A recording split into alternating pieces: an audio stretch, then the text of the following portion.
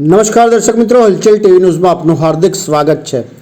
આણંદમાં સને 1991માં જૈવિક માતા પિતા પાસેથી સામાવાળાએ હાલના પાલક પિતા અને સગા સંબંધીઓની સાથે સાંઠગાંઠ કરી એકબીજાના મેળાપીપણામાં કિંમત વસૂલી તબીબ દ્વારા કમાણી કરવા કાવતરું રચી ગેરકાયદેસર કાયદાની વિરુદ્ધ માનવ તસ્કરી બાળને વેચી કાઢી હોય જેવા આક્ષેપો સાથે નડિયાદના કેવલ જોશી દ્વારા આણંદ જિલ્લા કલેક્ટર સહિત એસપી ઓફિસ ખાતે આવેદનપત્ર આપી પોતાને ન્યાય મળે તે માટે અપીલ કરાઈ હતી।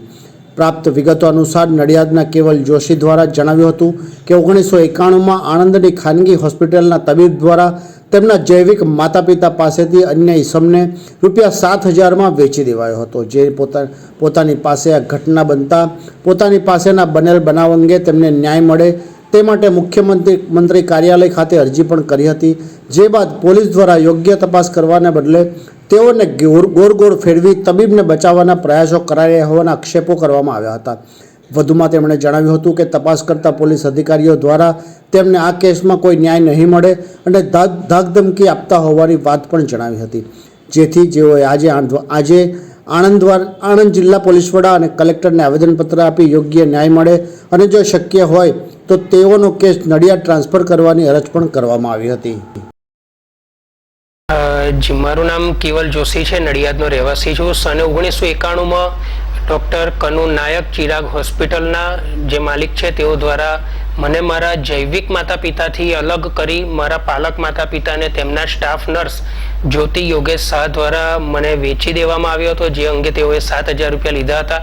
અને જ્યારે આજે આ ઉંમર 32 વર્ષ થતાં મારા પરિવારના અન્ય સભ્યો દ્વારા મારો વિરોધ થયો અને સમાજમાં પણ મારી બાબતે તિરસ્કાર થયો, તો જે તે કારણે મેં તારીખ 10 ઓગસ્ટ 2023ના રોજ ગુજરાત રાજ્યના માનનીય મુખ્યમંત્રી શ્રી ભૂપેન્દ્રભાઈ પટેલને સ્વાગત કાર્યક્રમમાં એક અરજી કરેલ હતી।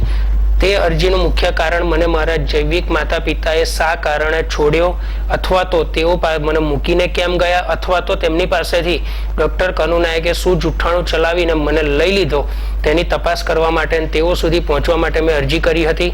અને જ્યારે અરજી સંદર્ભે આણંદ ટાઉન પોલીસ સ્ટેશનમાં અરજીની ફોરવર્ડ થઈને આવતા તેઓએ મને બોલાવ્યો।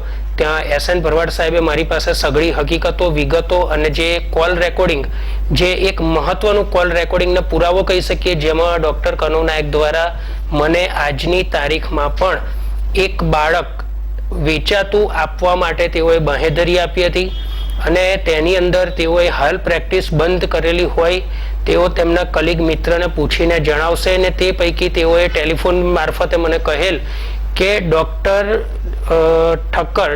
દીપેન ઠક્કર ઉષા નર્સિંગ હોમ, જેઓ હાલ આણંદમાં કાર્યરત છે, તેઓને જઈને મારે પહેલાં સરોગેસી અને IVFની વાત કરવાની અને પછી સ્ટ્રેટ ફોરવર્ડ આ વિષયની વાત કરીને પૈસાની વાત કરજો તો પૈસા આપે શું નથી થતું, આ શબ્દો ડૉક્ટર કનુ નાયકના હતા।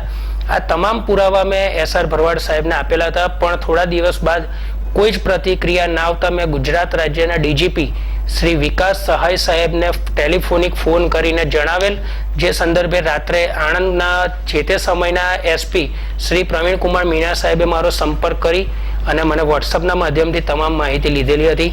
એ આપ્યા બાદ બીજા દિવસે જ્યારે મને આણંદ ટાઉન પોલીસ સ્ટેશનમાં સહપરિવાર બોલાવવામાં આવ્યો, ત્યારે 5 કલાક સુધી મને મારા માતા પિતાને નીચેના ભાગે એટલે કે ગ્રાઉન્ડ ફ્લોર ઉપર અમને તાપમાં બેસાડી રાખ્યા હતા અને ડૉક્ટર કનુ નાયકે PSIની ડિસ્ટાફની ઓફિસમાં AC કરીને બેસાડ્યા હતા, તથા જે તે સમયે મીડિયા કર્મી આવી જતા તેઓએ પણ અમારું નિવેદન અને અમારી જે કહેવામાં આવે છે કે અમારી પાસેથી વિગતો લીધી અને ત્યારબાદ અંદર બોલાવીને HR બ્રહ્મભટ્ટ સાહેબ દ્વારા મને કહેવામાં આવ્યું કે મીડિયા ટ્રાયલ ચલાવશો તો એ તમારા હિતમાં નહીં જાય।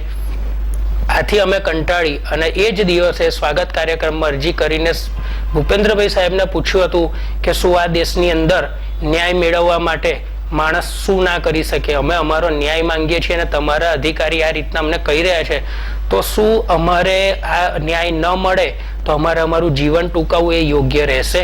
તો આ સંદર્ભે મારા પર 151 દાખલ કરી અને મને હેરાન કર્યો હતો। ત્યારબાદ પણ ઘણા દિવસો સુધી કોઈ જ કાર્યવાહી ન કરતા અમે ફરીથી DYSP શ્રી JN પંચાલ સાહેબને મળ્યા, SP શ્રી પ્રવીણકુમાર મીણા સાહેબને મળ્યા, પણ દરેકે ITUS પદ્ધતિ એટલે ઇસ્કી ટોપી ઉસ્કે સર કરી અને એકબીજા પર ખો આપી અને અમને ધક્કો જ ખવડાયા હતા. 1.5 મહિના સુધી આણંદના ડી સ્ટાફના પીએસઆઈ શ્રી એસએન ભરવાડ તથા તેમના રાઇટર અનિરુદ્ધભાઈ અને આચાર્ય બ્રહ્મભટ્ટ દ્વારા કાનૂની સેવા સત્તા મંડળમાં અમારા કેસની વિગતો આપેલ છે તેવું એક જુઠ્ઠાણું ચલાવ્યું. જે સંદર્ભે અમે જીટોડિયા કોર્ટના કાનૂની સેવા સત્તા મંડળમાં પૂછ્યું તો તેઓએ કહ્યું કે આવી કોઈ વિગત અમારી પાસે નથી. ત્યારબાદ અમે ગાંધીનગર હાઈકોર્ટ પોસ્ટ ઓફિસ પાસે આવેલા કાનૂની સેવા સત્તા મંડળમાં સચિવ શ્રી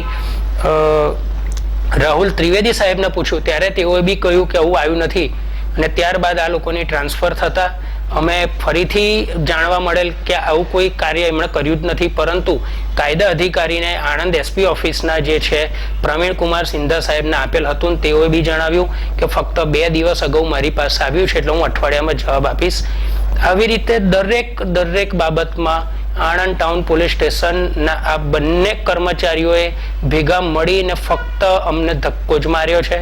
કોઈ જ પ્રકારે કર્યું નથી. રાજ્યના ગૃહમંત્રી શ્રી હર્ષ સંઘવી સાહેબ જ્યારે જાહેર સભા સંબોધીને કહી રહ્યા છે કે પોલીસ તમારું ના સાંભળે તો મારો સંપર્ક કરજો, તો હર્ષ સંઘવી સાહેબ હું આપને પણ જણાવીશ કે 4 સપ્ટેમ્બરે આપ મારી સાથે 15 થી 20 મિનિટ સુધી ચર્ચા કરીને આપે આ ડોક્ટર અંગેનો રિપોર્ટ આણંદ પોલીસ પાસે માંગ્યો હતો.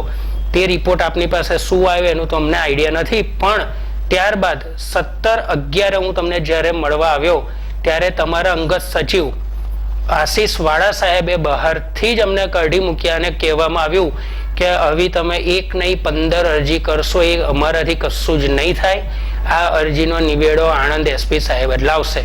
અને આણંદ એસપી સાહેબે જો કહી દીધું કે અમે કશું નથી કરવું તો આગળ અમે કશું નહીં કરીએ. એનાથી આ બધી હકીકતોથી કંટાળી અને આજે અમે આવેદન પત્ર આણંદના કલેક્ટર સાહેબ શ્રી અને એસપી સાહેબ શ્રી જે અત્યારે અતુલ કુમાર બંસલ સાહેબ આવ્યા છે તેઓને આપ્યું છે. અને આજે આ આવેદન આપ્યા બાદ જો આમાં તટસ્થ અને મક્કમ કાર્યવાહી કરવામાં નહીં આવે તો આગામી સમયમાં ગાંધી ચિંધ્યા માર્ગે સત્યાગ્રહ કરવા અને કલેક્ટર કચેરીની બહાર આ મરણ ઉપવાસ પર અમે બેસીશું અને તેના માટે અમે અમારી તૈયારીઓ કરી લીધી છે. આભાર. हलचल टीवी नेटवर्क और आप देख रहे हैं हलचल टीवी न्यूज. हर हलचल पर नजर, हर हलचल की खबर.